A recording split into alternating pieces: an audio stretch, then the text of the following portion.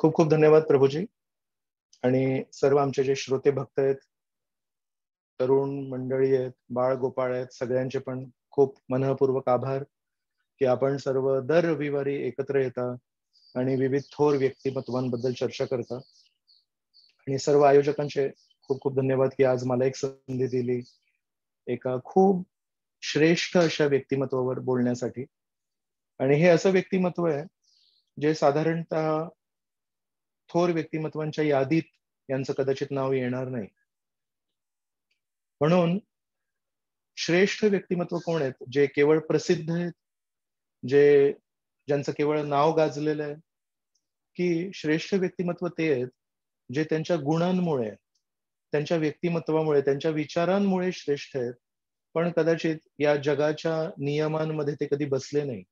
या जगाच्या विविध परीक्षांमध्ये ते कधी लोकांना संतुष्ट करू शकले नाही, जनसामान्याला संतुष्ट करू शकले नाही. म्हणून थोर व्यक्तिमत्वांची एक यादी ती असते ज्यांना हे सर्वसामान्य जग थोर मानतं, स्वीकारतं. आणि काही थोर व्यक्तिमत्व असे असतात ज्यांना जनसामान्यामध्ये एवढी स्वीकृत्य त्यांचं झालं नाहीये, पण त्यांचं जर आपण जीवन बघितलं, त्यांचे विचार त्यांच्या जीवनशैलीतून आपल्याला दिसतात आणि त्यातून आपल्याला लक्षात येतं अशा प्रकारे हे जर व्यक्ती जगत असतील तर नक्कीच यांचं व्यक्तिमत्व हे खूप थोर आहे. आणि या अनुषंगाने आज आपण तशा प्रकारचं व्यक्तिमत्व घेतलंय जे कदाचित साधारण समाजामध्ये थोर मानलं जात नाहीत. आणि हे आहेत श्री विदुर. महाभारतामधले थोर व्यक्तिमत्व जर म्हटले तर पहिलं नाव येतं भीष्म, श्रीकृष्ण, पांडव, युधिष्ठिर, अर्जुन. यापुढे कोणी म्हणू शकतं अश्वत्थामा खूप एक थोर व्यक्तिमत्व आहेत. ज्यांनी शास्त्रांचं वाचन नसेल केलं ते म्हणू शकतात की कर्ण एक थोर व्यक्तिमत्व आहेत. ज्यांनी भक्ती तत्वाचं थोडं संशोधन केलं असेल ते म्हणतील की कुंती देवी या खूप श्रेष्ठ व्यक्तिमत्व आहेत. पण या सर्व व्यक्तिमत्वांच्या पलीकडे एक असं व्यक्तिमत्व आहे ते साधारणपणे मोजल्या नाही जात, आणि ते आहेत विदुरजी. भागवतामध्ये वर्णन आहे की श्रीकृष्णांना योग्य पद्धतीने जाणणारे 12 महाजन आहेत, 12 व्यक्ती आहेत. आणि या 12 महाजनामधून एक महाजन आहेत ते आहेत यमराज. साधारणपणे हिंदी सिनेमा आहे किंवा हिंदी टीव्ही सिरियल्स असतात त्याच्यामध्ये यमराजांना कसं दाखवतात, खूप असे जाड असतात आणि खूप अवाढव्य त्यांचा आकार असतो, दिसायला कुरूप असतात आणि एका म्हशीवर प्रवास करत असतात. आणि कधी कधी मला जेवढं काय आठवण आहे त्यामध्ये मी बघितलंय अनेक वेळा यमराजांचं जे स्वरूप आहे ते एखाद्या राक्षसाशी पण मिळतं जुळतं असतं. पण यमराज हे एक देवता आहेत.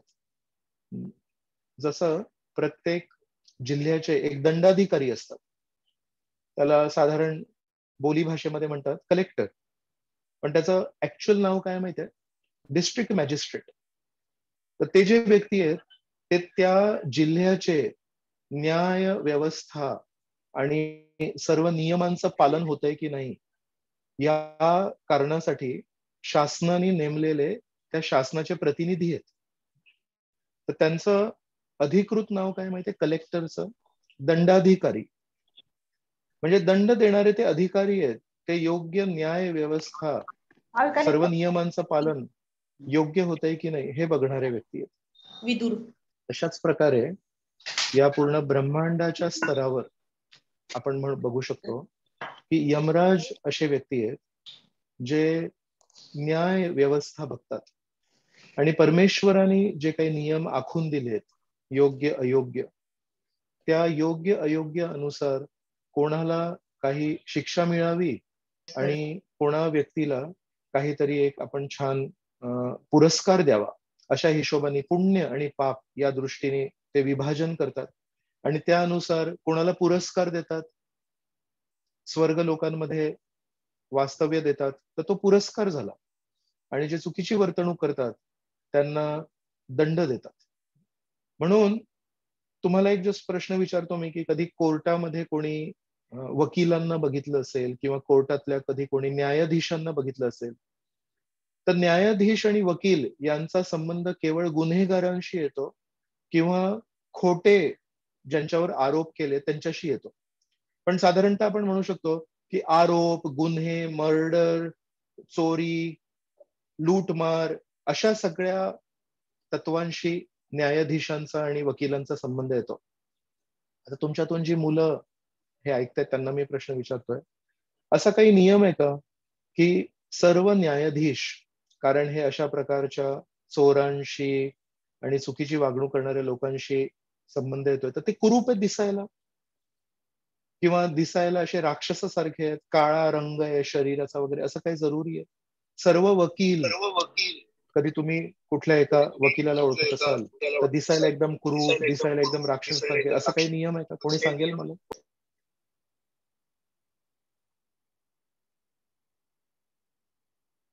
नाहीये प्रभूजी असा नियम. म्हणून बघा की सिनेमावर आधारित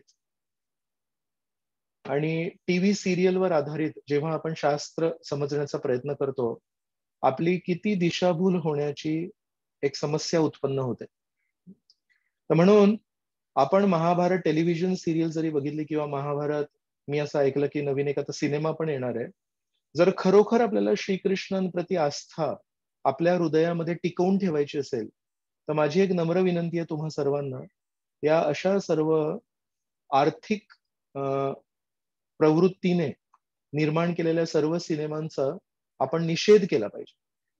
कारण या सिनेमांमध्ये लोकांना बघायला काय आवडतं, लोकांच्या सर्वसाधारण समजुतीमध्ये तो सिनेमा फिट व्हायला पाहिजे आणि त्या सिनेमातले जे पात्र ते फिट व्हायला पाहिजे, या दृष्टीने हे सिनेमा बनवतात आणि ते सिनेमा आपल्या काही कामाचे नाही.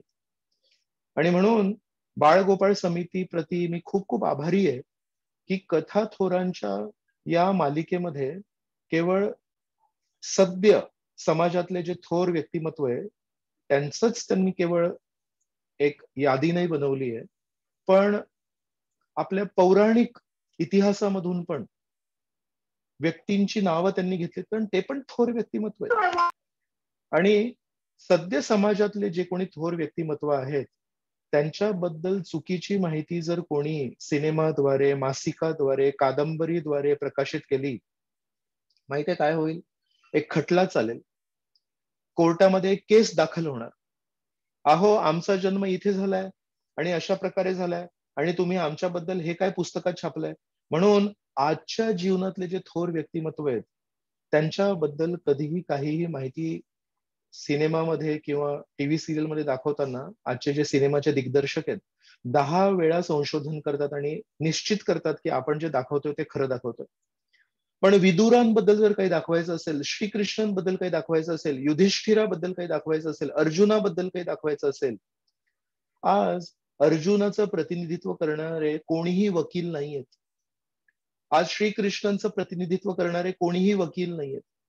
त्यामुळे जर एपीजे अब्दुल कलाम यांच्यावर जर एक चित्रपट बनवायचा असेल तर एका अर्थाने खूप कठीण आहे, कारण त्याच्यामधली माहिती ही तंतोतंत पाहिजे. त्यामध्ये काहीही चूक असेल तर खटला होईल. पण श्रीकृष्णांबद्दल जर तुम्हाला कुठली खोटी माहिती पसरवायची असेल, एका अर्थाने ती गोष्ट खूप सोपी आहे. अर्थातच आपण सर्व भक्त आहोत आणि आपण सर्व श्रीकृष्णांची शिकवण जीवनामध्ये उतरवण्यासाठी आतुर होता. आपण सर्व सुसज्ज व्हायला पाहिजे, आपण सर्व हुशार व्हायला पाहिजे आणि आपण भगवद्गीतेचं वाचन करून, महाभारताचं वाचन करून, श्रेष्ठ वैष्णवांकडून श्रवण करून योग्य काय आहे त्याची जाण केली पाहिजे आणि अशा प्रकारच्या कुकर्मांविरुद्ध आपण लढा पुकारला पाहिजे. तर हा एक खूप महत्वाचा विषय होता जो मला सर्व आपल्या बाळगोपाळांसमोर मांडण्याची एक तीव्र इच्छा होती आणि म्हणून इथून आपण सुरुवात करूया. तर हे दंडाधिकारी यमराज जे आपल्याला सिनेमांमध्ये कुरूप आणि राक्षसासारखे दाखवतात, खरं तर दिसण्यासाठी खूप सुंदर आहेत आणि खूप आकर्षक आहेत. आणि विचार करा, एक न्यायाधीश किती हुशार पाहिजे. एखाद्या खटल्यामध्ये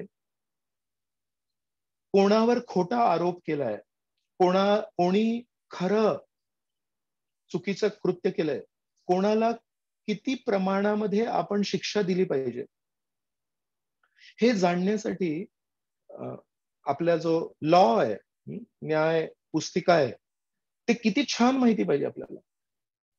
आणि कोणाचं वाईट कृत्य जरी केलं असेल त्याच्या मागे हेतू काय होता हे जाणून घेण्यासाठी संवेदनशीलता किती पाहिजे. म्हणजे न्यायाधीश हा किती हुशार असला पाहिजे. आणि जर एका देशातल्या, एका राज्यातल्या, एका जिल्ह्यातल्या, एका शहरातला हायकोर्टचा न्यायाधीश एवढा हुशार पाहिजे, तुम्ही विचार करा, या संपूर्ण ब्रह्मांडामध्ये अनेकानेक जीवात्मा आहेत, त्यांच्यावर नीट लक्ष ठेवून कोणाला किती दंड द्यायचा याच्यामध्ये तो व्यक्ती किती हुशार पाहिजे. तर यमराज हे श्रीकृष्णांनी नेमलेले दंडाधिकारी आहेत. त्यांनी श्रीकृष्णांचा विश्वास जिंकलाय आणि म्हणून ते खूप हुशार आहेत, ते खूप समर्पित आहेत आणि ते पुण्यवान आहेत आणि ते दिसायलाही खूप सुंदर आहेत. तर हे यमराज एकदा त्यांच्या जीवनातली ही एक कथा आहे की एक मांडव्य मुनी म्हणून होते आणि ते मांडव्य मुनी नेहमी ध्यानस्थ असायचे. तर आपल्या कुटीरामध्ये ध्यान करत होते. ध्यान करता करता त्यांना लक्षात नाही आलं, पण 3-4 चोर ज्यांनी काहीतरी लूटमार केली होती नकळतपणे त्यांच्या कुटीरात मागे येऊन लपले. आणि या 4-5 चोरांना शोधत शोधत त्या काळचे जे कोणी पोलीस होते ते मंडळी पण शोधत शोधत म्हणतात, अरे पोलीस हे चोर आले या दिशेने आणि इथे तर केवळ या मुनींचा आश्रम दिसतोय, तर बघूया इथे दिसतायत का. आणि खरोखर त्या मुनींच्या आश्रमामध्ये तिथे चोर सापडले. तर आपल्या समाजात पण असा नियम आहे की चोरी करणं चुकीचं आणि चोराला शरणागती देणं हेही चुकीचं. चोराला आश्रय देणं तेही चुकीचं. तर म्हणून त्या पोलिसांनी त्या 3-4 चोरांना आणि मांडव्य मुनी या सर्वांना न्यायाधीशाकडे नेलं. न्यायाधीशाने बघितलं की हे खरोखर चोर आहेत, पण हे कुठे लपले होते? या ऋषींच्या कुटीरामध्ये लपले होते. तर त्यांनी त्या मुनींना पण एक शिक्षा दिली. तर चोरांना शिक्षा दिली ते तर समजू शकतो, पण मुनींना पण शिक्षा दिली. आणि ते काही स्वतःचं स्पष्टीकरण देऊ शकले नाही की अहो मला माहिती नाही की माझ्या कुटीरामध्ये हे असे चोर येऊन लपलेत. तर काय शिक्षा दिली असेल? अशी शिक्षा दिली की त्यांच्या शरीरातून एक भाला आर पार करायचा आणि अशा क्रूरपणे त्या मांडव्य मुनींना मारायचा. आणि मांडव्य मुनी आपलं स्पष्टीकरण देण्यासाठी संधी पण प्राप्त न करता उभे होते आणि त्यांच्या शरीरातून तो भाला आर पार जाण्याच्या 2 क्षणांपूर्वी त्या राज्याच्या राजांचा प्रतिनिधी आला आणि त्या प्रतिनिधीने सांगितलं, थांबा थांबा थांबा, हे एवढे मोठे मुनी आहेत आणि जरी त्यांच्या घरी त्यांच्या कुटीरामध्ये कोणी चोर येऊन लपले असेल तर यांनी हे सिद्ध होत नाही की त्यांनी पण चोरीमध्ये काहीतरी हातभार केलाय, तर आपण त्यांना अशा प्रकारे मारू शकत नाही. राजांनी सांगितलंय की यांना सोडून द्या. आज पण आपल्या देशामध्ये कुठल्याही हायकोर्टनी काही शिक्षा दिली असेल, सुप्रीम कोर्टनी पण शिक्षा दिली असेल, जर राधाराणी असेल आजच्या लेक्चरमध्ये तर राधाराणी सांगू शकते आपल्या पप्पांना विचारून की हायकोर्ट आणि सुप्रीम कोर्टनी जरी श्रेष्ठ न्यायालयाने जरी काही शिक्षा दिली असेल, पण एक गोष्ट असते की आपल्या देशाचे जे प्रेसिडेंट आहेत, राष्ट्रपती आहेत, तर त्या राष्ट्रपतींकडून एक माफी मिळण्याची शेवटचा एक चान्स असतो. त्याला म्हणतात प्रेसिडेन्शियल पार्डन. तर कधी कधी आपण राष्ट्रपतींना याचना करू शकतो की अमुक अमुक एक हे जे आहेत हे चुकीने फसले आहेत आणि तुम्ही माफ करू शकता, आणि राष्ट्रपती करू शकतात तसं, त्यांच्याकडे ती शक्ती दिली आहे. त्याच प्रकारे त्या काळी राजाकडे ती शक्ती होती आणि राजाने जेव्हा थांबवलं तेव्हा मांडव्य मुनींना सोडलं. पण मांडव्य मुनींना या पूर्ण घटनेचा खूप राग आला आणि मांडव्य मुनी म्हणतात, मला अशा प्रकारे माझा दोष नसताना अशा प्रकारची टोकाची शिक्षा, एक भाला माझ्या शरीरातून आरपार घालून मला मारणं, या मागे नक्कीच कोणाचा तरी हात आहे. आणि म्हणून त्या न्यायाधीशाला दोषी न समजता सर्वात मोठे न्यायाधीश कोण आहेत या ब्रह्मांडामध्ये? यमराज. यावर आपण चर्चा केली. तर म्हणतात हे छोटे मोठे न्यायाधीश त्यांनी काही ठरवलं नाहीये. सर्वात श्रेष्ठ न्यायाधीश आहेत यमराज. मी त्यांना जाऊन प्रश्न विचारणार. आणि त्यांनी यमराजांकडे गेले आणि यमराजांना हा प्रश्न विचारला. तेव्हा यमराजांनी त्यांना सांगितलं, तुम्ही लहानपणी एका मुंगीला जाणून बुजून हातात घेतलं होतं आणि एक तृणपात घेतला होता, आणि त्या तृणपाताने त्या मुंगीच्या शरीराला तुम्ही छेद केला होता. तुम्ही त्या तृणपाताने त्या शरीराला आरपार केलं होतं. आणि अशा या क्रूर गोष्टीसाठी, अशा या क्रूर कृत्यासाठी तुम्हाला मी ही शिक्षा दिली होती. आता याच्यामध्ये यमराजांचं काय म्हणणं होतं, जरी तुम्ही लहान बालक आहात, पण तुम्ही एका मुनीचे पुत्र होते, तुम्ही ब्राह्मण परिवारामध्ये जन्मले होते, म्हणजे तुमच्यावर एक जबाबदारी होती की तुम्ही आदर्श व्यक्तिमत्व ठेवायला पाहिजे होतं. म्हणून एक असतं की गुन्हा किती मोठा आहे, आणि दुसरी गोष्ट असते की तो गुन्हा कोणी केला आहे. तर यमराजांचं म्हणणं होतं की जरी बालपणी ते झालं असेल, पण तुम्ही एका जबाबदारीच्या पदावर होते, तुम्ही साधारण व्यक्ती नव्हते, तर तुमच्याकडून हे अपेक्षित नव्हतं, म्हणून तुम्हाला ही शिक्षा दिली. पण मांडव्य मुनींनी हे काही स्वीकार नाही केलं, आणि मांडव्य मुनी म्हणाले, लहानपणी ज्या काही चुका होतात त्याला आजही, समजा काही गुन्हा घडला तर त्यामध्ये मायनर आणि मेजर असं म्हणतात. तर 18 वर्षाच्या खाली जर वय असेल आणि 18 वर्षाच्या खालच्या वयाच्या व्यक्तीने जर काही गुन्हा केला असेल तर त्याचे नियम वेगळे आहेत, आणि 18 वर्षावर जर कोणी काही गुन्हा केला असेल तर त्याचे नियम वेगळे आहेत. मायनर ऑफेन्स म्हणतात त्याला, आणि मेजर ऑफेन्स. तर जर मेजर असेल कोणी व्यक्ती, म्हणजे 18 वर्षांच्या वर जर कोणी गुन्हा केला असेल तर त्याच्यासाठी जो तुरुंग आहे तो वेगळा असतो, आणि 18 वर्षाखाली कोणी जर गुन्हा केला असेल तर त्याच्यासाठी वेगळा तुरुंग असतो. त्या तुरुंगामध्ये शिक्षा नसते जास्ती, त्या तुरुंगामध्ये केवळ वाईट लोकांपासून संग होऊ नये याची काळजी घेण्यासाठी तिथे नियोजन किंवा व्यवस्था असते. तर त्यांना केवळ एक काम करतात की वाईट संघापासून दूर करतात अशा मुलांना किंवा मुलींना, आणि नंतर त्यामध्ये बदल घडतात. का बरं? कारण 18 वर्षापर्यंत स्वतःची समज नसते. 18 वर्षापर्यंत यानी काय म्हटलं, हिने काय म्हटलं, मासिकामध्ये काय वाचलं, कादंबरीमध्ये काय वाचलं, अरे सिनेमा तो जो नट आहे त्यांनी काय केलं, आणि ही जी नटी आहे ही कशा प्रकारे वागते, ही कशा प्रकारे बोलते, ही कशा प्रकारे मेकअप करते, त्या अनुसारच आपण आपलं खरं वाईट ठरवतो. तर या अनुषंगाने मांडव्य ऋषी म्हणाले की तुम्ही मला ही जी शिक्षा दिली ही मला कबूल नाही. आणि कारण मांडव्य ऋषी हे एक तपस्वी व्यक्ती आहेत, तर त्यांनी तत्क्षण यमराजांना एक शिक्षा दिली आणि त्यांना सांगितलं, तुम्ही या क्षणी या पदापासून निवृत्त व्हा, आणि तुम्ही पृथ्वीवर एका शूद्र परिवारामध्ये एक जन्म तुम्हाला घ्यावा लागेल. ही माझी शिक्षा आहे तुम्हाला. आणि यमराज परमेश्वरांनी नेमलेले सर्वाधिक हुशार, सर्वाधिक विश्वस्त,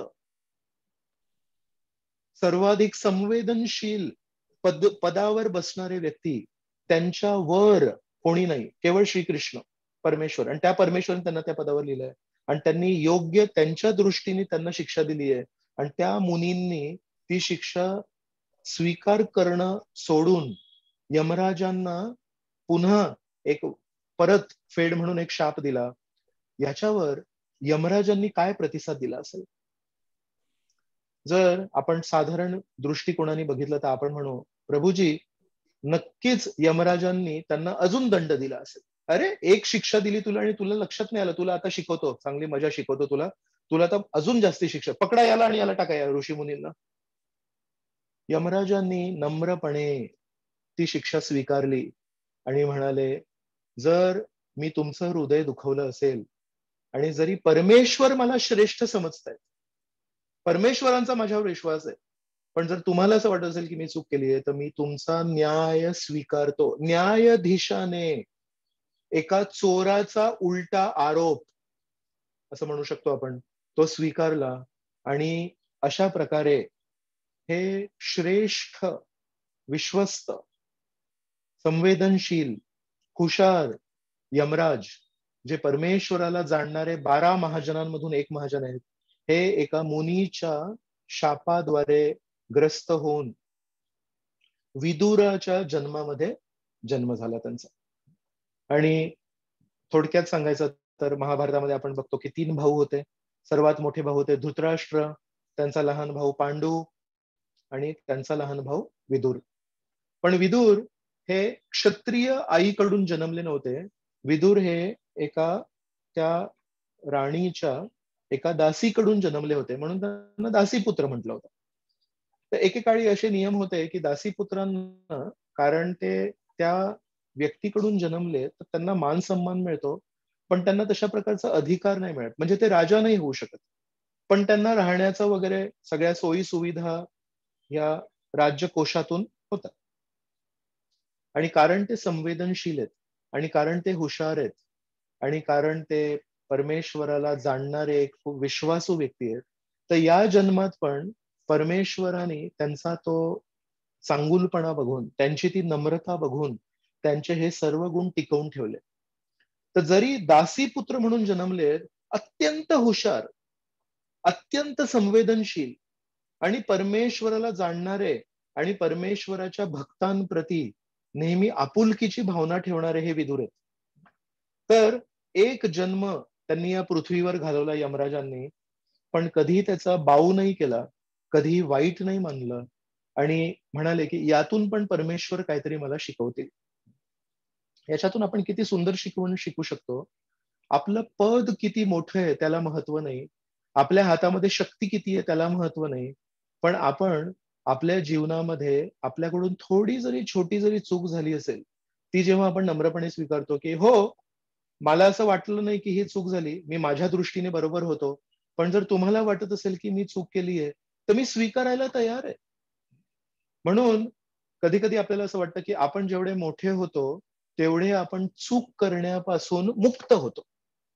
अरे, मी चूक करू शकतच नाही का, कारण मी खूप मोठा आहे. नाही, कारण तुम्ही खूप मोठे आहात, याचा अर्थ तुमचा प्रभाव खूप लोकांवर आहे. जसं झाड जितकं उंच उंच होतं, तेवढी त्याची सावली पसरत जाते. आपल्या घरी कदाचित मनी प्लांट असेल, त्या मनी प्लांटची सावली कुठे आहे? पण जर शेजारी कदंबाचा वृक्ष असेल, किंवा विशेष तुम्हाला सांगतो, चिंचेचा जर वृक्ष असेल, त्या चिंचेच्या वृक्षाची किती सावली दाट आहे, आणि किती विशाल सावली आहे त्याची. म्हणून जितके आपण मोठे आहोत, तितके आपण चुकीपासून मुक्त नाही आहोत.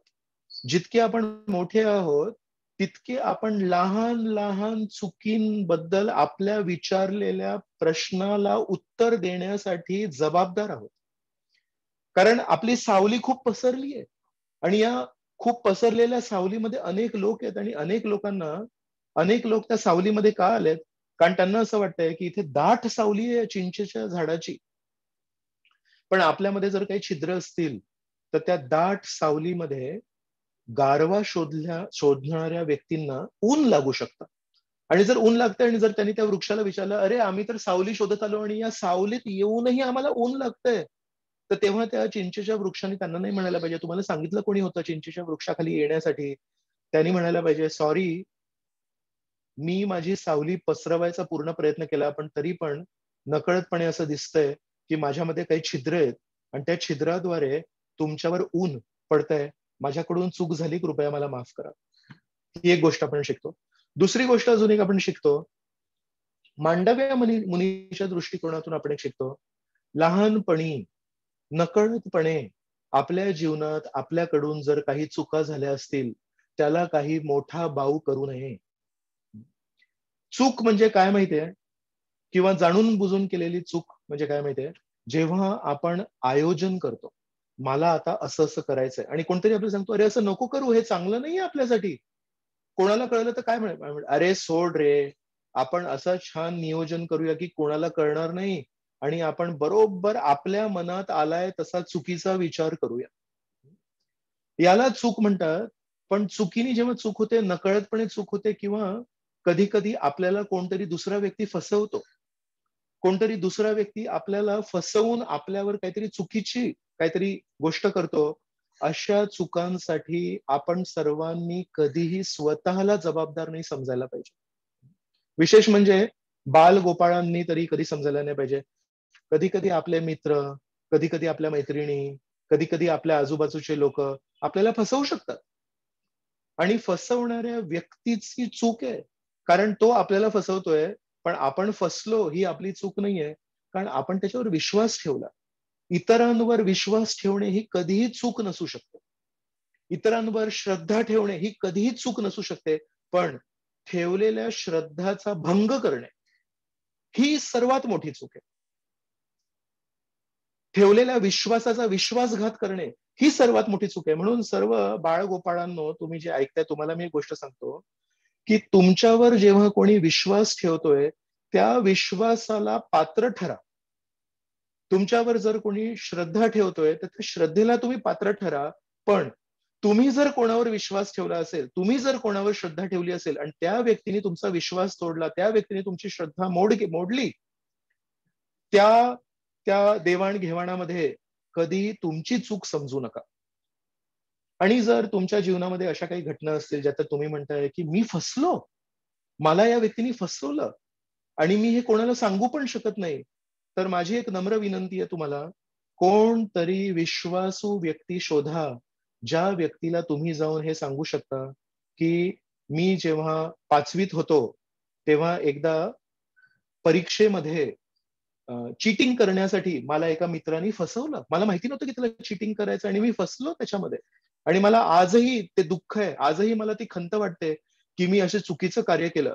आणि तुम्हाला ते विश्वासू व्यक्ती नीट मार्गदर्शन करून सांगतील की त्या व्यक्तीने तुला फसवलं, तो त्या व्यक्तीचा खोटारडेपणा आहे, हा तुझा खोटारडेपणा नव्हे.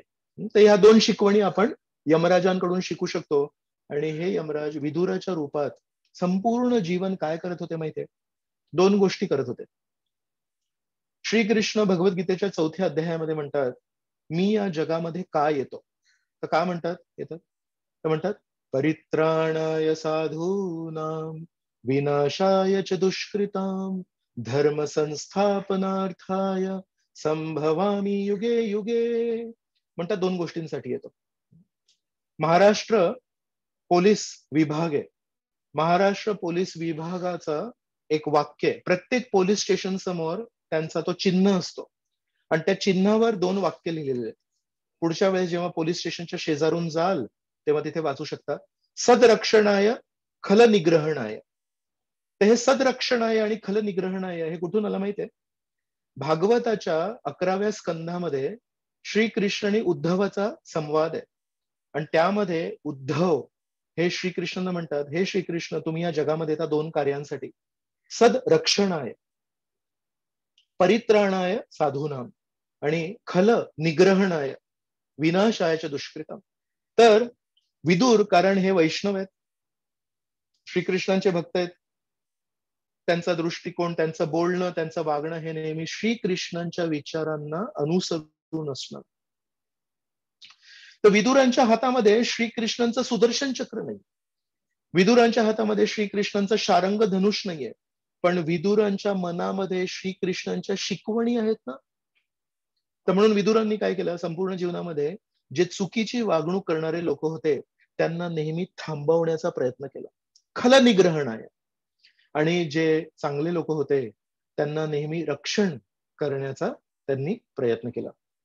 म्हणजे अर्थात त्यांच्या जीवनामध्ये त्यांची सावली जेवढी पसरली होती त्याच्यामध्ये त्यांनी काय केलं, श्रीकृष्ण हे परमेश्वर आहेत, स्रोत आहे. श्रीकृष्णांची सावली किती आहे?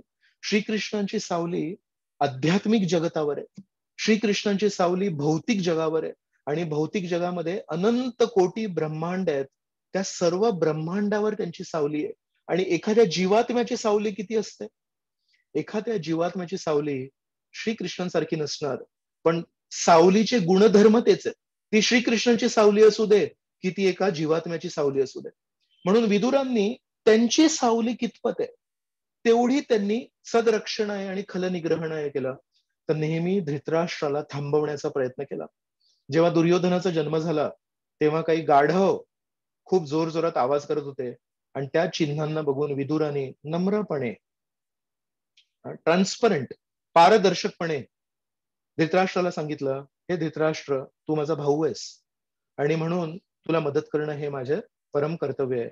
मला तुला एकच गोष्ट सांगायची आहे, ज्या मुलाला तू जन्म दिलायस आणि तो तुझा सर्वात आवडता मुलगा असेल, कारण तो पहिला मुलगा आहे, तर घरी आपला जो पहिला मूल असतं आईसाठी नेहमी ते खूप प्रिय असतं, कारण मातृत्वाच्या भावना पहिल्यांदा हृदयामध्ये त्यांनी प्रज्वलित केल्या असतात.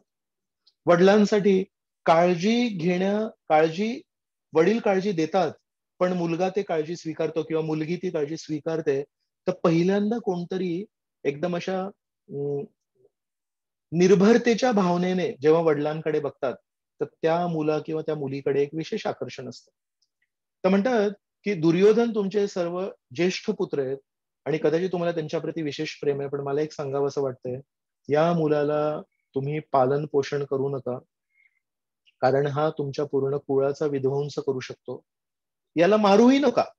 मी लहान एका अर्भकाला मारण्याची शिकवण कधीही देऊ शकत नाही, पण माझं एक म्हणणं आहे की याला जंगलामध्ये सोडून या. मग याच्या नशिबात जे काही लिहिलंय ते होईल. जगला तर जगला, कोणी ऋषी कोणी मुनीनी जर त्याला धरलं आणि त्याला सत्संगाने त्याच्यामध्ये चांगले गुण जर चांगले प्रभावित केले, नो प्रॉब्लेम. कुठल्या प्राण्याने काय केलं, काय आपण काय केलं, आपण त्याला फक्त सोडून आलो, आपण त्याला मारलं नाही. मग त्याचं जे नशीब आहे ते होईल. पण त्या क्षणापासून धृतराष्ट्राने पुत्र मोहाने आवृत्त होऊन या आपल्या शुभचिंतकाचं म्हणणं, या एका शुभचिंतकाची शिकवण कधी स्वीकारली नाही. असं करत करत अनेक अनेक प्रसंग आले. आपण मोजूही शकत नाही एवढे प्रसंग आले, जेव्हा वारंवार धृतराष्ट्राने केवळ आपला शारीरिक आंधळेपणा नाही दाखवला, तर आपला नैतिक आंधळेपणा दाखवला. शारीरिक आंधळेपणा हा निसर्गाने दिला होता आणि निसर्गावर आपला कंट्रोल नाहीये, नियंत्रण नाहीये. पण नैतिक आंधळेपणा हा निसर्ग देत नाही. नैतिक आंधळेपणा हा आपण निवडलेला असतो. तर ही तिसरी शिकवण आपल्याला शिकायला पाहिजे, की आपल्याला शारीरिक आंधळेपणा असू शकतो किंवा आपल्यामध्ये शारीरिक काहीतरी कमीपणा असू शकतो. वेगवेगळ्या लोकांच्या जीवनामध्ये वेगवेगळे कमीपणा असू शकतात. पण नैतिक आंधळेपणा किंवा नैतिक कमीपणा जर आपण बाळगला, तर ती चूक आपली आहे, त्याची जबाबदारी आपली आहे, त्याचं उत्तरदायित्व आपल्यावर आहे. नेहमी चांगल्या लोकांशी संग करा. नेहमी चांगल्या लोकांशी संग करा म्हणजे काय? त्यांच्या शेजारी जाऊन बसा आणि त्यांना चिमटा काढा नाही. चांगल्या लोकांशी संग करा म्हणजे चांगल्या लोकांच्या जवळ जा आणि त्यांची शिकवण ऐका. त्यांना आपले कान अर्पण करा आणि त्यांना सांगा, अशा अशा परिस्थितीमध्ये माझ्या समोर एक संभ्रामक परिस्थिती उत्पन्न झाली आहे. काय करू काय नाही करू कळत नाही, तर कृपया मार्गदर्शन करा. चांगल्या लोकांचा सत्संग करा म्हणजे चांगल्या लोकांची सेवा करा. आपण कधी कधी शारीरिक स्तरावर चांगल्या लोकांचा संग करतो, त्यांच्या शेजारी जाऊन बसतो खरे, पण हाताची घडी तोंडावर बोट. कारण शाळेमध्ये शिक्षकांकडून किंवा शिक्षिकांकडून ऐकलेलं असतं, हाताची घडी तोंडावर बोट. हाताची घडी तोंडावर बोट हे शाळेसाठी आहे, पण जेव्हा आपण श्रेष्ठ लोकांच्या जवळ जाऊन बसतो तेव्हा एक्झॅक्टली त्याच्या उलट करायचंय आपल्याला. काय उलट करायचंय? हात हे सेवेमध्ये लावायचे, म्हणून हाताची घडी नाही करायची कधी श्रेष्ठ लोकांसमोर, त्यांची सेवा करायची. आणि तोंडावर बोट कधीच नाही ठेवायचं. उलट छान छान प्रश्न विचारून आपल्या ज्ञानामध्ये वर्धन केलं पाहिजे आपण. तर अनेक अनेक वेळा विदुराने धृतराष्ट्राला आपुलकीने छान छान शिकवणी द्यायचा प्रयत्न केला, पण वारंवार नाही, मी आंधळा आहे आणि मी माझा आंधळेपणा कमी नाही करणार आहे, मी माझा आंधळेपणा वाढवणार आहे, मी माझा आंधळेपणा अजून विस्तृत करणार आहे, ही त्यांनी ठाम इच्छा व्यक्त केली होती. तरी पण कदाचित आपल्या जीवनात कोणी व्यक्ती असेल आणि त्याला आपण एकदा मार्गदर्शन करू आणि बघू या व्यक्तीने माझ्या मार्गदर्शनाला, आपण म्हणतो ना, आंधळा डोळा केला, तशा प्रकारे कानाला हात लावला म्हणजे ऐकलं नाही, आंधळा डोळा केला, यांनी आंधळा कान केला माझ्या शिकवणीकडे. एकदा दोनदा तीनदा चारदा सहादा दहादा शंभरदा करू. विदुराने किती वेळा केलं असतं? विदुराने, मी पुढे पण सांगेन तुम्हाला, त्यांच्या जीवनाच्या शेवटच्या क्षणापर्यंत धृतराष्ट्राला चांगली शिकवण दिली, असंख्य वेळा चांगली शिकवण दिली. म्हणजे त्यांच्या खिशामध्ये कुठलंही एक पुस्तक किंवा डायरी नव्हती. मी किती वेळा या धृतराष्ट्राला चांगली शिकवण दिली आहे? हो, 9,853 वेळा मी चांगली शिकवण दिली आहे. आणि या व्यक्तीने एकदा पण ती शिकवण स्वीकारली नाहीये. मरू दे याला. याला नरकात जाण्यासाठी खूप वेग धरायचा आहे. आणि मी यमराज आहे, मी याला सांगतोय, अरे नरकात जाण्यासाठी काय काय गरजेचं आहे त्याची यादी माझ्या डोक्यात आहे, आणि म्हणून तुला सांगतोय हे सगळं करू नको. असं नाही केलं तर नरकात जाण्यापासून वाचशील. मी तिथला न्यायाधीश आहे, पण यांनी ठरवलंय की मला नरकात जायचंय. मर लेकाचा. कधी कधी म्हणतात ना असं लोक. विदूर हे न्यायाधीश आहेत, एक देवता आहेत, हुशार आहेत, संवेदनशील आहेत. पण तुम्हाला मी एक गोष्ट सर्वात पहिले सांगितली, ते एक महाजन आहेत. श्रीकृष्णांचा विश्वास प्राप्त केलेले एक श्रेष्ठ व्यक्ती आहेत. म्हणून त्यांनी खिशामध्ये मी किती वेळा या व्यक्तीला चांगली शिकवण दिली, मी किती वेळा या व्यक्तीला चांगलं मार्गदर्शन केलं, याची यादी कधी नाही ठेवली. पण त्यांनी ही यादी ठेवली की माझ्याकडून एखाद्या मुनीची काय चूक झाली हे ठरवण्यामध्ये किती वेळा चूक झाली, माझ्याकडून एकदा चूक झाली, आणि त्यासाठी मी शिक्षा स्वीकारली. म्हणून वैष्णव म्हणजे कोण आहेत? वैष्णव हे एका जातीचे व्यक्ती नाही आहेत. वैष्णव हे एका प्रकारची वेशभूषा करणारे व्यक्ती नाहीत. वैष्णव हा जो तत्व आहे, हा आपण आपल्या बुद्धीने समजू नाही शकत. वैष्णवेर क्रियामुद्रा विज्ञेह न बुझाय. जर वैष्णवांना आपण बुद्धीने समजू शकत असतो तर मग आपण परमेश्वर झालो असतो. कारण परमेश्वर पण म्हणतात वैष्णवांच्या हृदयामध्ये काय आहे आणि वैष्णव कुठल्या परिस्थितीमध्ये कसे असे का वागतात हे मलाही कळत नाही. कारण बघा, विष्णू हे चांगल्या लोकांना शरण देतात. मी तुम्हाला आधीच सांगितलं, परित्राणाय साधूनाम विनाशायच दुष्कृताम, दुष्कृतांना विनाश करतात. आणि वैष्णव कसे असतात माहितीये? वैष्णव असतात धीर अधीर जन प्रियौ प्रिय करौ. जर श्रेष्ठ वैष्णवांच्या तुम्ही जीवनामध्ये बघितलं तर सज्जन लोकांना ते वैष्णव प्रिय होते आणि दुर्जन लोकांना पण ते वैष्णव प्रिय होते. का कोणास ठाऊक? नारद मुनींमध्ये काहीतरी एक आकर्षण शक्ती आहे. सर्व सज्जन लोक पण नारद मुनींकडे आकर्षित होतात आणि कंस हे पण नारद मुनींना आपले कान देतात. रावण हे पण नारद मुनींना आपले कान देतात. एका अर्थाने वैष्णव हे श्रीकृष्णांच्या पलीकडे जातात. कुठल्या गुणामध्ये? की श्रीकृष्ण पण दोन प्रकारच्या लोकांना वेगवेगळे ट्रीटमेंट देतात, त्यांच्याशी वागणूक वेगवेगळी करतात. पण वैष्णव सगळ्यांशी एकाच प्रकारची वागणूक करतात. तर विदुराने, यमराजाने त्यांनी किती वेळा शिकवण दिली आणि दुसऱ्या व्यक्तीने किती वेळा चूक केली त्याच्याकडे लक्ष नाही दिलं कधी. पण मी स्वतः किती वेळा एक न्याय दिला आणि माझ्याकडून एकदा चूक झाली तर मी त्याचा तो दंड स्वीकारायला तयार आहे. दुसरी गोष्ट जे श्रीकृष्ण करतात आणि वैष्णव त्याचं अनुसरण करण्यामध्ये खूप पटाईत आहेत, ते म्हणजे काय? की सदरक्षण आहे, चांगल्या सज्जनांचा, चांगल्या लोकांचं संरक्षण करणे. तर वारंवार अनेक वेळा केवळ धृतराष्ट्राला चांगली शिकवण देऊन मुकाट्याने एका कमऱ्याच्या कोपऱ्यामध्ये जाऊन बसायचं आणि म्हणायचं कदाचित धृतराष्ट्र बदलेल, कदाचित धृतराष्ट्र बदलेल, कदाचित श्रीकृष्ण धृतराष्ट्राच्या हृदयामध्ये काहीतरी परिवर्तन, असं नाही. वैष्णव आळशी नसतात. वैष्णव जे बोलायचंय ते बोलतात, पण क्रियाशील पण असतात. म्हणून विदुराने काय केलं? वारंवार चाणाक्ष पद्धतीने डोळे उघडे ठेवून कधी त्यांना वाटलं की पांडवांवर काही अन्याय होतोय, पांडवांवर कधी काही हल्ला होतोय, पांडवांच्या विरुद्ध काही अन्याय होतोय, ऍक्टिव्हली म्हणजे सक्रियतेने तो अन्याय वाचवण्याचा त्यांनी प्रयत्न केला. मुकाट्याने अन्याय वाचवण्याचा प्रयत्न नाही केला. किती शिकण्यासारखं हे व्यक्तिमत्व आहे. एक प्रसंग मी तुम्हाला सांगतो.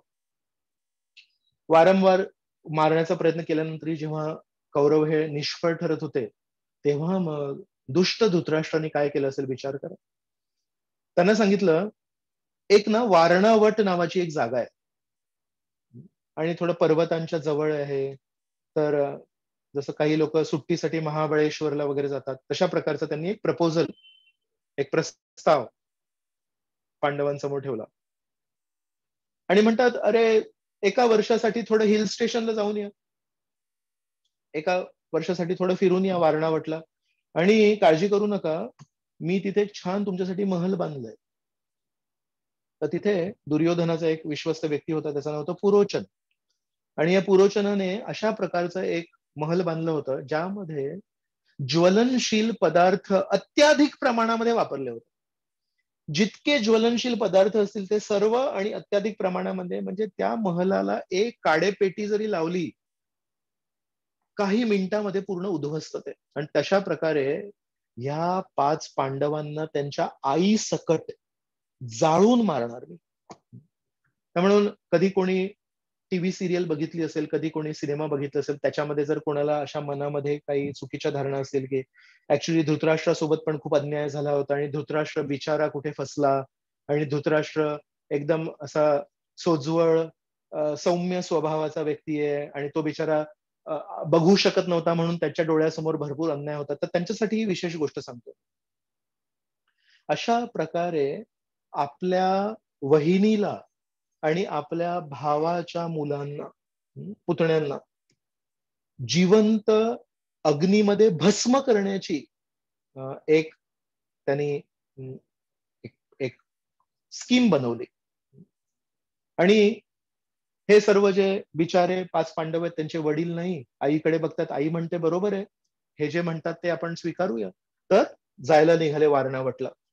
वारणावटला जेव्हा जायला निघाले तेव्हा अनेकानेक त्या शहरातले, हस्तिनापुरातले जे नागरिक आहेत ते पण जायला निघाले आणि त्यांना असं बघवत नव्हतं की अरे हे एवढे छान व्यक्ती आहेत आणि एवढे स्वभावाने छान आहेत आणि यांना आता हा राजा परत कुठे बाहेर कुठे पाठवतोय. तर विदुरावर एक जबाबदारी काय होती, कारण ते राजाचे मार्गदर्शक होते, तर ते दुसरी बाजू घेऊ शकत नव्हते. कारण त्यांनी जर दुसरी बाजू घेतली असती तर कदाचित त्यांचं ते पद गेलं असतं आणि जर पद गेलं असतं, जर राजाचे मार्गदर्शक हे पद गेलं असतं, तर पुढे राजाला चांगली शिकवण देऊन चुकीच्या कृत्यापासून कसं वाचवलं असतं. म्हणून कोणाला मदत करण्यासाठी त्याच्या जवळचं स्थान असणं खूप गरजेचं आहे ना. म्हणून धृतराष्ट्राला सदैवासाठी चांगली शिकवण देण्यासाठी एक गोष्ट गरजेची होती की ते नेहमी त्यांच्या जवळ असायला पाहिजेत. आणि त्यांच्या जवळ असायला पाहिजेत म्हणजे राजाचे मार्गदर्शक, राजगुरू आपण एका अर्थाने म्हणू शकतो, ते पद ते सोडू शकत नाही. आणि त्यांनी पांडवांकडून एकदम दृश्य रूपात असं काही जरी केलं तर लोक म्हणतील की अरे यांना तर पांडवांप्रती खूपच जास्ती प्रेम आहे, म्हणजे हे कदाचित चांगले व्यक्ती आहेत. मग धृतराष्ट्र म्हणेल की याचा जर कल पांडवांकडे आहे, मग हा मला योग्य मार्गदर्शन करणार नाही, तर याला मी पदावरून काढतो, तर तेही नाही करू शकत. मग विदुरांनी काय केलं असेल, सामान्य जनता जेव्हा पांडवांना गोलाकार करून उभी होती आणि त्यांना आपलं दुःख व्यक्त करत होती, त्या सर्वांच्या समक्ष विदूर चाललेत, कारण तीच संधी आहे, ते सोडून नंतर जाऊ शकत नाही त्यांना भेटायला वारणावटमध्ये, हस्तिनापूर सोडून.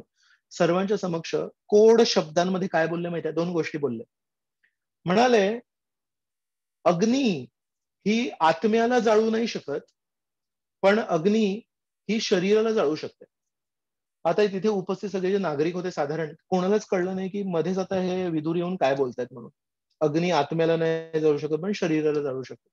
आणि दुसरी गोष्ट बोलले की चांदण्याच्या प्रकाशामध्ये जो चालायला शिकतो तो खरा चालायला शिकतो, तो अंधारात चालायला शिकतो. ह्या 2 गोष्टी सांगितल्या. ह्या 2 वाक्य थोडे अधिक बोलले पण सारांश रूपात हे 2 वाक्य बोलले. या 2 वाक्यांचा अर्थ काय ते कोणालाच कळलं नाही, कारण त्या समूहामध्ये, त्या नागरिकांमध्ये दुर्योधनाने पाठवलेले काही गुप्तचर पण होते. कारण दुर्योधनाला नेहमी एक धास्ती असायची की कदाचित कधी कोणी काही चुकीची माहिती जर यांना दिली तर मग माझं कसं होणार, म्हणून गुप्तचर नेहमी असायचे.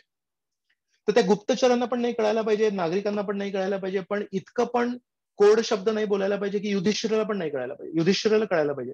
तर केवळ युधिष्ठिराला ते कळलंय. आणि नंतर ते जेव्हा वारणावटला प्रवासात होते तेव्हा कुंती आपल्या मुलाला विचारते, अरे ते विदूर येऊन कोड शब्दांमध्ये काहीतरी बोलले आणि मला काय कळलंच नाही, काय संबंध आहे, आणि जर काही विचित्र नसेल तर तू सांगू शकतोस का मला.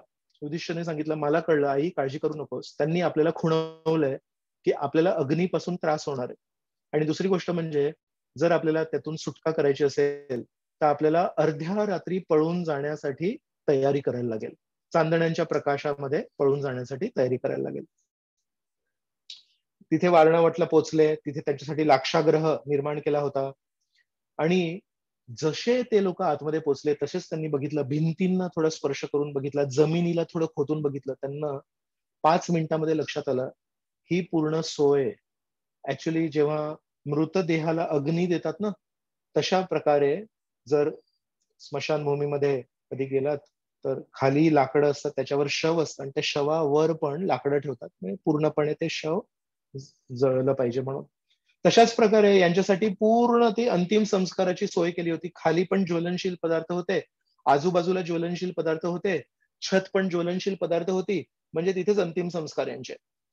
अशा प्रकारे क्रूरतेने कट रचला होता. पण विदुराने त्यांना मदत केली. आणि नंतर काही दिवसांनी विदुराचा एक विश्वस्त व्यक्ती त्यांना भेटायला आला पांडवांना आणि म्हणाला की मी खोदकामामध्ये खूप पारंगत आहे, आणि त्यांनी असे काही कोड शब्द वापरले जे केवळ विदुराला आणि युधिष्ठिराला माहिती होते. तर त्याच्यावरून ती ओळख पण पटली. आणि मग त्यांनी एक खोदकाम करून तिथून एक पळवाट शोधून काढली, त्यांना तयार करून दिली. जवळजवळ असं म्हणतात 1 वर्ष पांडव वारणावटात होते, आणि रोज रात्री एक पांडव जागा राहायचा आणि बाकी सगळेजण झोपायचे. का? विश्वास नाही कधी आपल्यावर आक्रमण होईल आणि कधी आपल्याला जाळतील. विचार करा, स्वतःच्याच काकांनी म्हणजे आपल्या वडिलांच्या भावाने दिलेलं घर, आणि त्या घराचं एवढं मोठं कारस्थान, आणि दर रात्री प्रत्येकाची एक ड्युटी आहे की आपण झोपायचं नाही. अशा करत करत एके दिवशी असं म्हणतात फाल्गुन महिना होता, रोहिणी नक्षत्र होतं, आणि फाल्गुन महिन्याच्या रोहिणी नक्षत्रामध्ये 8व्या दिवशी एकदा त्या पुरोचनाने त्या घराला आग लावण्यासाठी प्रयत्न केला असं यांच्या कानावर पडलं. आणि त्या दिवशी यांनी ठरवलं की आज आपल्याला पळण्याचा दिवस आहे. आणि मग काय केलं त्यांनी, की त्यांनी स्वतः त्या घराला आग लावली. आणि त्या घराच्या शेजारीच पुरोचननी स्वतःचं घर बांधलं होतं, कारण त्यांच्यावर देखरेख ठेवायची होती. तर पुरोचनाला त्याच्यामध्ये जाळलं, कारण पुरोचन जर जगला असता तर पुरोचनाने जाऊन दुर्योधन सांगितलं असतं हे महल जळलं पण मी नाही आग लावली, आणि मी नाही आग लावली म्हणजे दुसरी कोणीतरी आग लावली, म्हणजे कदाचित पांडव पळून गेलेत. तर तो पूर्ण पुरावा जर समाप्त करायचा होता तर पुरोचनाचं जळणं हे खूप महत्वाचं होतं. म्हणून पुरोचनाचं घर जळलं, यांचं स्वतःचं ते महल जळलं, आणि त्याच्यामध्ये पुरोचन पण स्वतः समाप्त झाला. आणि अशा प्रकारे हस्तिनापूरला बातमी पोहोचली की पांडव समाप्त झाले. आणि धृतराष्ट्र त्यांच्या अंतिम संस्काराच्या विधीमध्ये खोटे अश्रू वाहत वाहत पण आतमध्ये खूप उत्कृष्ट पुलकित होत होत आनंदाने ते अंतिम संस्कार करत होता की अरे वाह, काय छान काम झालं. पण विदुराला माहिती होतं असं काही नाही झालं. तर केवळ एकटे विदुर त्या पूर्ण परिस्थितीमध्ये जाणकार होते. पुढे मी एक गोष्ट सांगतो की जेव्हा युद्ध अटळ होतं तेव्हा श्रीकृष्ण हे पांडवांचं प्रतिनिधित्व करून शांतीदूत बनून तिथे पोहोचले. त्यांनी एक प्रस्ताव मांडला की त्यांना त्यांचं राज्य देऊन टाका. गांधारी आहेत, गांधारींना पण लक्षात आलं की हा एक कट रचला गेलाय. तर गांधारी धृतराष्ट्रांना म्हणतात तुम्ही तुमचं राज्य ठेवा, मी असं नाही म्हणत आहे की दुर्योधनाला काही देऊ नका. आपण एक काम करूया, या राज्याचे 2 भाग करूया. एक भाग पांडवांना देऊन टाका अर्धा, आणि अर्धा आपल्याला दोघांचं जर काम झालं समाप्त. पण नाही, धृतराष्ट्र म्हणतो पूर्ण मला दुर्योधनाला मिळणार. श्रीकृष्णांनी पण तो प्रस्ताव मांडला तर श्रीकृष्णांना म्हणतात नाही मिळणार. श्रीकृष्ण म्हणतात ठीक आहे, तुम्ही त्यांना खांडव प्रस्थ दिला होता, त्या खांडव प्रस्थाचं स्वमेहनतीने त्यांनी रूपांतर केलं इंद्रप्रस्थामध्ये. तर तुम्ही त्यांना एकेकाळी दिलेलं जे इंद्रप्रस्थ आहे ते तरी त्यांना परत द्या. हस्तिनापूर नका देऊ, पूर्ण विश्व नका देऊ, पूर्ण पृथ्वी नका देऊ. तुम्ही एकेकाळी त्यांना भेट दिली आहे इंद्रप्रस्थाची, ती तरी त्यांना वापस द्या. नाही देणार. ठीक आहे, काही हरकत नाही. त्यांना राज्य करण्यासाठी पाटीलकी म्हणतो ना आपण, पाटीलकी करण्यासाठी 5 गावं द्या. नाही देणार. श्रीकृष्ण म्हणाले ठीक आहे, जर तुम्ही विश्वास धरलाय आणि तुम्ही जर पूर्णपणे एकदम त्या त्या तुमच्या निश्चयावर अटळ आहात, मग ठीक आहे, युद्धामध्ये जे काय होईल ते होईल. आणि श्रीकृष्ण निघून गेले. या प्रसंगानंतर त्वरित धृतराष्ट्राने माहितीये तेव्हा तिथे विराट रूप बघितलं श्रीकृष्णांचं. विराट रूप बघून त्यांच्या मनामध्ये थोडं काहीतरी एक संशय निर्माण झाला. तर विदुराला त्यांनी आपल्या महलामध्ये बोलवलं, सभेमध्ये बोलवलं. सर्व लोक होते तेव्हा, दुर्योधन पण होते, दुःशासन होता, शकुनी होते, कर्ण होते. आता हे सर्व लोकांच्या समक्ष त्यांनी विदुराला बोलवलं आणि म्हणाले विदुर, मला एक सांग, सद्य परिस्थितीमध्ये तुझं काय मार्गदर्शन आहे. आता विचार करा, असंख्य वेळा या व्यक्तीला मार्गदर्शन दिलंय पण त्याने कधीही त्याला कधी दाद नाही दिली. काही क्षणांपूर्वी विदुराचे आराध्य दैवत श्रीकृष्ण स्वतः येऊन हात पसरून गेलेत, शांती प्रस्ताव ठेवून गेलेत, आणि त्यांना उद्धटपणे नाकारून त्यांना बंदिस्त बनवण्याचा पण प्रयत्न केला या उद्धट दुर्योधनाने. हे सर्व माहिती असताना जेव्हा आता धृतराष्ट्र विदुराला विचारतायत, तुझ्याकडून काही मार्गदर्शन आहे का? एखादा साधारण व्यक्ती असता तर त्यांनी काय मार्गदर्शन केलं असतं? एखादा साधारण व्यक्ती असता तो म्हणाला असता, सोडा कसलं मार्गदर्शन, तुम्ही मरायला टेकले आहात, आता तुम्ही मरा, फक्त काही करू शकत नाही, मी मला वाचवतो, मी मी हस्तिनापूर पासून दूर जातो जेणेकरून मी तरी वाचीन. विदुराने नम्रपणे त्यावेळेस पण सदरक्षणाय खलनिग्रहणाय, मी यांना मारू शकत नाही श्रीकृष्णांसारखा सुदर्शन चक्राने, पण माझ्या शब्दांच्या वेगाने यांना आवरण करू शकतो. घोड्यांना आवरायला कशी लगाम खेचतात, तसं या धृतराष्ट्राच्या वाईट नशिबाचे घोडे धाव धाव धावतायत आणि माझ्या शिकवणीच्या लगामाने कमीत कमी मी त्या घोड्यांना आवरण्याचा प्रयत्न करतो. म्हणून पुन्हा एकदा प्रामाणिकपणे विदुर धृतराष्ट्राला एका शुद्ध वैष्णव मित्राच्या भूमिकेमध्ये मार्गदर्शन त्यांना सांगतात, हे धृतराष्ट्र, तू हे जे सर्व काही करतोयस ते या दुर्योधनासाठी करतोयस, पण या दुर्योधनाचा एकच दोष आहे की त्याला परमेश्वराशी आणि परमेश्वराला प्रिय असणाऱ्या भक्तांशी द्वेष आहे. वैष्णवांप्रती द्वेष कसा असतो हे तत्व जर समजायचं असेल तर दुर्योधनाचं पूर्ण आयुष्य आपण अभ्यास करू शकतो.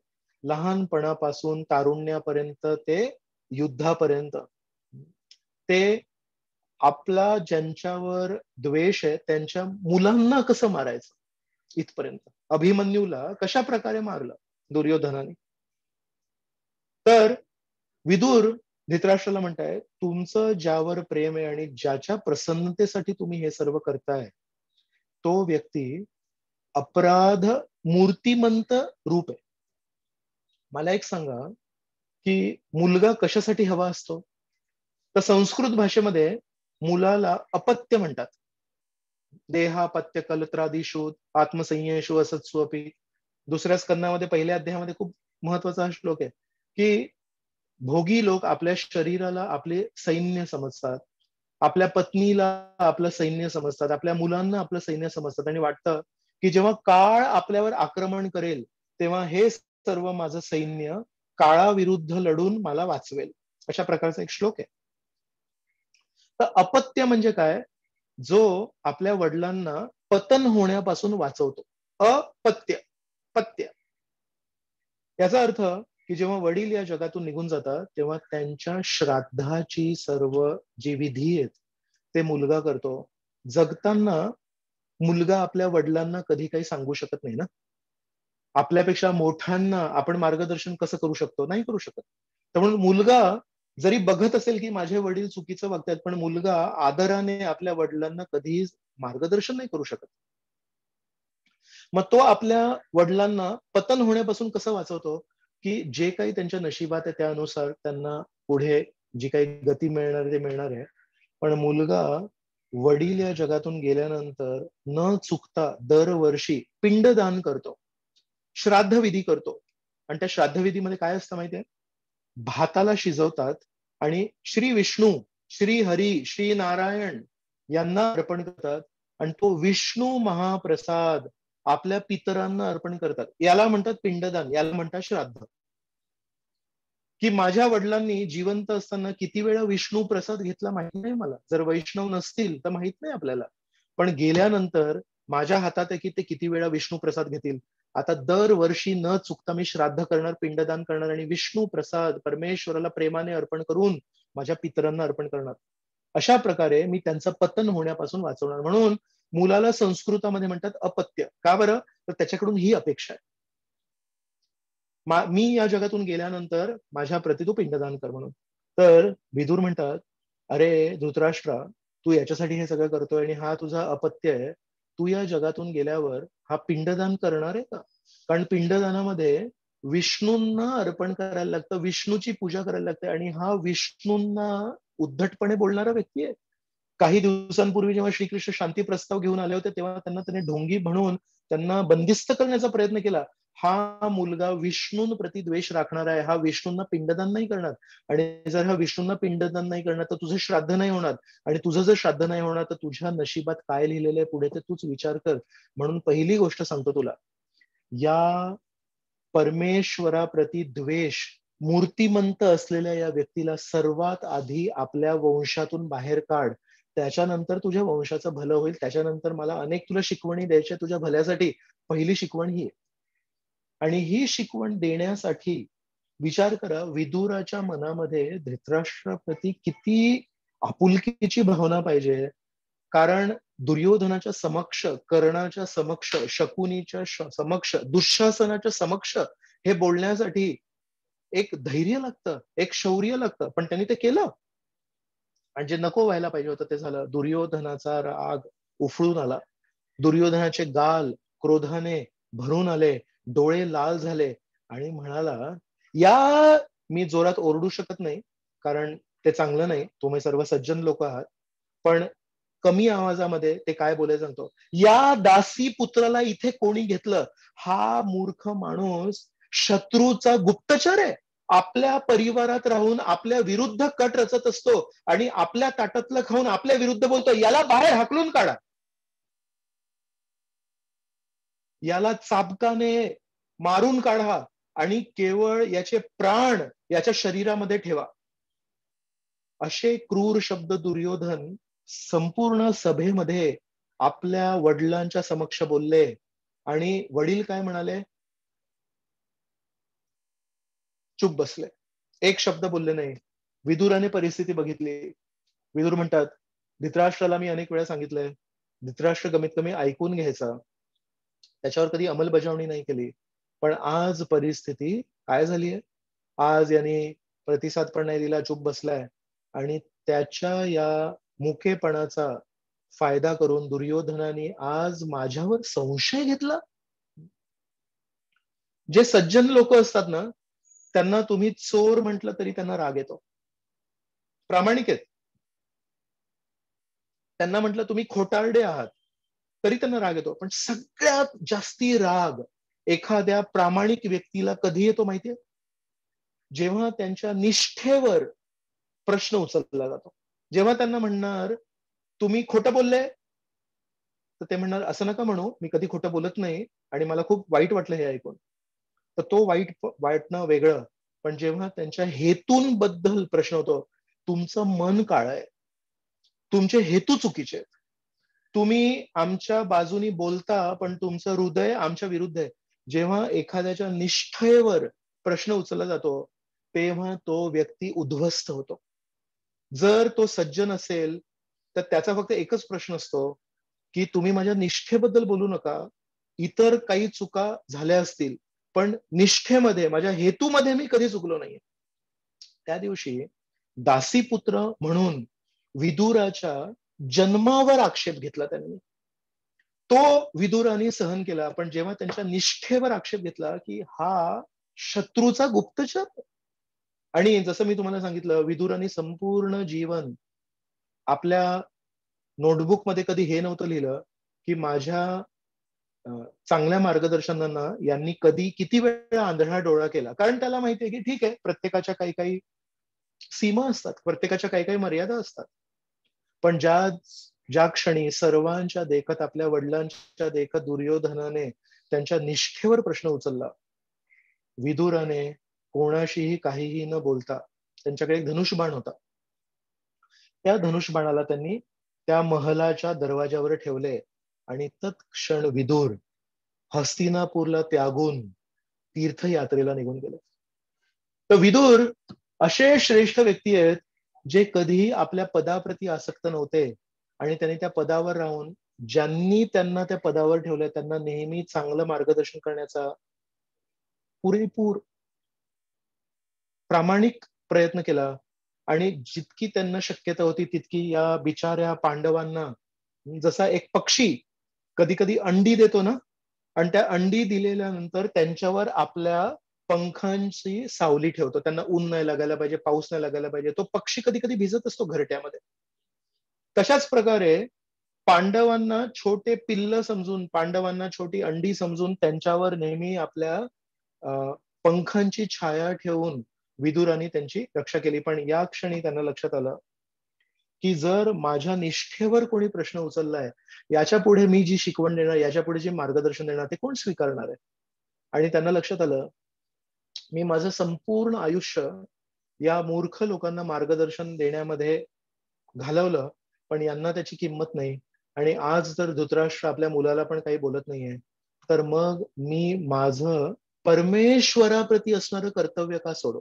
तर कधी कधी आपण आपल्या जबाबदाऱ्यांमध्ये एवढे व्यस्त असतो की आपण म्हणतो या जगातल्या जबाबदाऱ्या आहेत आणि परमेश्वराप्रती पण जबाबदारी आहे, पण सध्या मी या जगातल्या जबाबदाऱ्यांकडे जास्ती लक्ष देणार. आणि कधी कधी नकळतपणे आपण परमेश्वराप्रती असलेल्या जबाबदाऱ्यांना एका अर्थाने दुर्लक्ष करतो. का बरं? कारण या जगातल्या आत्ताच्या काळातल्या जबाबदाऱ्या खूप महत्वाच्या असतात. पण त्याच दृष्टीने विदुराने अनेक अनेक वर्ष जे काही गरजेचं होतं ते केलं होतं, पण या क्षणी त्याला लक्षात आलं, ही वेळ वादविवाद करण्याची नाहीये. ही वेळ मी कसा इतके वर्ष तुमच्या प्रती योग्य भावनेने मार्गदर्शन करत होतो हे पटवण्याची वेळ नाहीये. ही वेळ आहे खरं खरी जबाबदारी स्वीकारण्याची. आणि कोणाबद्दल काहीही वाईट भावना न ठेवता विदुर त्या क्षणी हस्तिनापूर मधून निघून गेले आणि भारतामध्ये जेवढे तीर्थस्थान आहेत त्यांना भेटी दिल्या. आणि या तीर्थस्थानांना भेटी देता देता हरिद्वारला ते मैत्रेय ऋषींना भेटले. आणि मैत्रेय ऋषींना भेटून त्यांची शरणागती स्वीकारून त्यांना सांगितलं, कृपया मला मार्गदर्शन करा. आणि आपण जेव्हा श्रीमद भागवतम वाचतो, श्रीमद भागवतामध्ये तिसरा स्कंद कुठून सुरू होतो माहितीये? विदुर उद्धवाला भेटतात आणि उद्धव त्यांना सांगतात की श्रीकृष्ण या जगातून जाण्याआधी मला सांगून गेले शिकवण, पण माझ्या शेजारी मैत्रेय ऋषी पण बसले होते आणि मैत्रेय ऋषी यांचं वय माझ्यापेक्षा श्रेष्ठ आहे. तर तुम्हाला जर श्रीकृष्णांची शिकवण ऐकायची असेल तर माझ्यापेक्षा जास्ती योग्य व्यक्ती आहेत मैत्रेय ऋषी. हरिद्वारला ते राहतात, तुम्ही हरिद्वारला जा. आणि विदुर हे हरिद्वारला जातात आणि मैत्रेय ऋषींकडून ऐकतात. तर तिसरा स्कंद श्रीमद भागवताचा जो आहे तो कुठून सुरू होतो माहितीये? तो आहे मैत्रेय विदुर संवाद. तर मैत्रेय ऋषींनी विदुरांना जो जे काही मार्गदर्शन केलं ते मग श्रीमद भागवतामध्ये तिसरा चौथा या स्कंदामध्ये मग पुढे ते लेखी स्वरूपात आपण कधीतरी वाचू शकतो. म्हणजे गमतीची गोष्ट आहे, आयुष्यभर यांनी ज्या व्यक्तीने स्वतःची चूक नसतानाही शाप स्वीकारला, आयुष्यभर नेहमी आपल्या भावाप्रती चांगली भावना ठेवून त्याच्या कमतेरतेला कधीही दाद न देता, त्याच्या त्या आंधळ्या डोळ्याला कधीही दाद न देता नेहमी त्याला चांगली शिकवण दिली, यथाशक्ती पांडवांची रक्षा केली. पण शेवटच्या क्षणी जेव्हा एवढं सगळं करूनही त्याच्या निष्ठेवर जेव्हा प्रश्न आला, तेव्हा कधीही आपल्या हृदयामध्ये वाईट भावना न ठेवता सकारात्मकतेने विदुराने काय ठरवलं, मी धृतराष्ट्राला दोषी समजू शकतो, मी दुर्योधनाला दोषी समजू शकतो, पण दोष देऊन काय फायदा आहे? दोष देऊन परिस्थिती तरी बदलत नाही ना. तर मी काय करणार, दोष नाही देत आणि मी कृतज्ञतेच्या भावनेने परमेश्वराप्रती माझं जे कर्तव्य होतं, ज्याच्याकडे मी वर्षानुवर्ष दुर्लक्ष केलं होतं, ते जबाबदारी, ते कर्तव्य मी पालन करतो. आणि जेव्हा अशा भावनेने ते तिथून बाहेर पडले, तेव्हा परमेश्वराने त्यांच्या त्या भावनेला दाद दिली आणि त्यांना मैत्रेय मुनीशी भेट घालून दिली. तर मैत्रेय मुनी ते व्यक्ती आहेत, श्रीकृष्ण या जगातून जाण्याआधी शेवटचा संवाद उद्धव आणि मैत्रेय मुनी यांच्याशी करून गेले. म्हणून श्रीकृष्णांचे जाण्यापूर्वीचे शेवटचे शब्द काय तुम्हाला वाचायचे? श्रीमद भागवतामध्ये तिसरा आणि चौथा स्कंद वाचा, जे मैत्रेय मुनींनी विदुरांना सांगितलेत. तर श्रीकृष्ण पण बघा कसे आहेत, नेहमी चेतनेकडे लक्ष देतात. जर विदुरांनी पूर्ण आयुष्यभर चांगुलपणा दाखवला, पण शेवटच्या क्षणी शाप देऊन गेल्याचं धृतराष्ट्राला, तू एवढे दिवस मी तुला सांगतोय आणि तू ऐकलं नाहीस आणि आज तुझ्या मुलाला पण रागवलं नाहीस आणि माझ्या निष्ठेवर प्रश्न केलास. जर चुकीच्या भावनेने जर तिथून निघाले असते तर कदाचित श्रीकृष्णाने त्यांना मैत्रेय मुनींशी भेट करून दिली नसते. म्हणून वारंवार साधू संत आपल्याला सांगतात, आपण काय करतो त्याला महत्व नाहीये, पण आपण कुठल्या चेतनेने ते करतो त्याला महत्व आहे. म्हणून सर्व भक्तांनी, सर्व बाळ गोपाळांनी एक शेवटची शिकवण शिकावी विदुरांकडून. भरपूर चर चढ उतार त्यांच्या जीवनामध्ये झाले, पण त्यांची चेतना ही कधी उतारली नाही, ही नेहमी चढत गेली. आणि त्या चढण्याचा शेवटचा प्रतिसाद श्रीकृष्णांनी काय दिलं त्यांना, त्यांनी शेवटची शिकवण मैत्रेय ऋषींना दिली होती, त्या अशा मैत्रेय ऋषींची भेट त्यांनी विदुराशी घालून दिली आणि त्या मैत्रेय ऋषींनी मग विदुराला चांगलं मार्गदर्शन केलं. असे हे श्रीकृष्ण आहेत, जे केलेली एक छोटीशी चांगली गोष्ट पण कधी विसरत नाहीत. आणि असे हे यमराज आहेत, जे विदुराच्या रूपात आपल्याला एक उच्च व्यक्तिमत्व कसं असतं हे सांगून गेले. आणि अशा प्रकारे आपण विदुरांकडून असंख्य अजूनही कधी गोष्टी शिकू शकतो. कधी भाग 2 नंतर कधीतरी करूया. असंख्य गोष्टी आहेत विदुरांकडून शिकण्यासारख्या. पण आजच्या आपल्याला दिलेल्या वेळामध्ये थोडं मी पुढे गेलो, त्यासाठी मी माफी मागतो. आणि पुन्हा एकदा सर्व आयोजकांचे खूप खूप आभार मानतो, की तुम्ही अशा एकनिष्ठतेने दर रविवारी न चुकता सर्व बाळ गोपाळांना आणि बाळ गोपिकांना एकत्र घेऊन ही जी कथा थोरांची ही जी एक तुम्ही एक सिरीज एक जी चालू केली आहे, त्यासाठी मी खूप खूप आभारी आहे. आणि सर्व बालमित्रांनो, सर्व बालमैत्रिणींनो, कृपया या संधीचा खूप फायदा करून घ्या. अशा प्रकारचं मार्गदर्शन कदाचितच आपल्याला जगात मिळेल. पण आपले बाळ गोपाळ समितीचे जे आयोजक आहेत ते खरोखर खूप कष्ट घेऊन तुमच्यासाठी ही एक सिरीज त्यांनी चालू केली आहे. कृपया याचा फायदा करून घ्या.